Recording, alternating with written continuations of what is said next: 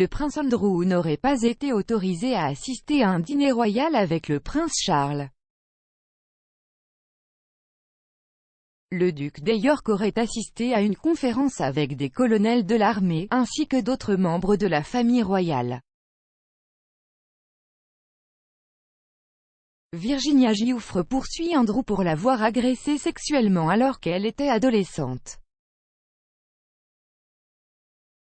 Elle affirme avoir été victime de la traite par Epstein, l'ancien ami du duc, pour avoir des relations sexuelles avec Andrew à Londres alors qu'elle était âgée de 17 ans et mineure en vertu de la loi américaine. Le duc a nié toutes les allégations. Selon des initiés du palais, Andrew n'a pas été autorisé à représenter les Grenadier Guards et a demandé à partir avant le dîner et à assister à la conférence en privé. Une source a déclaré « Il s'est assis au fond de la pièce » et n'a pas été autorisé à dîner avec son frère. C'est tout à fait une chute de la grâce. Un porte-parole de Clarence House a ajouté « Les Grenadier Guards étaient représentés par le lieutenant-colonel régional, qui est le lieutenant-général Roland Walker. » Le Sun rapporte que Charles était présent à la conférence militaire privée. Andrew a passé la majeure partie des mois d'août et de septembre à Balmoral, cherchant apparemment à empêcher les avocats américains de lui signifier les documents juridiques de Madame Giuffre.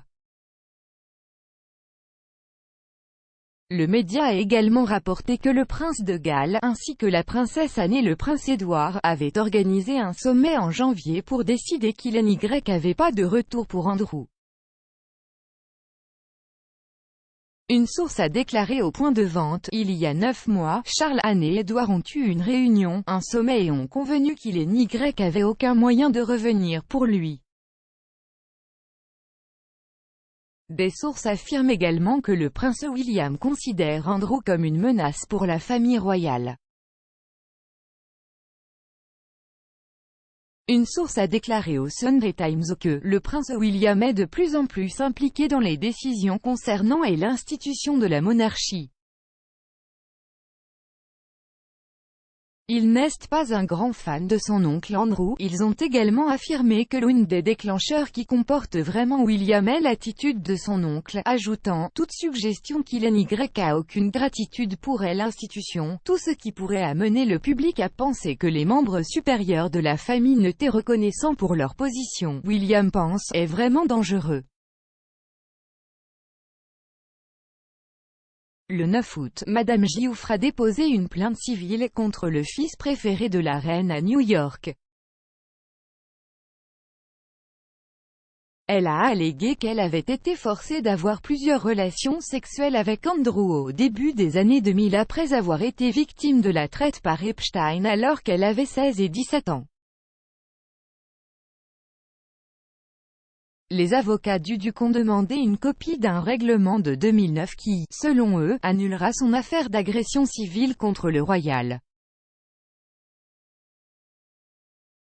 Dans une déclaration parlant du règlement, l'avocat de Madame Giuffre, David Bois, a déclaré « Bien que nous pensons que la libération n'est pas pertinente pour l'affaire contre le prince Andrew, maintenant que la signification a été acceptée et que l'affaire est en cours de décision sur le fond, je pense que l'avocat du prince Andrew a le droit d'examiner la libération et de présenter tous les arguments qu'il juge appropriés sur la base de celle-ci. »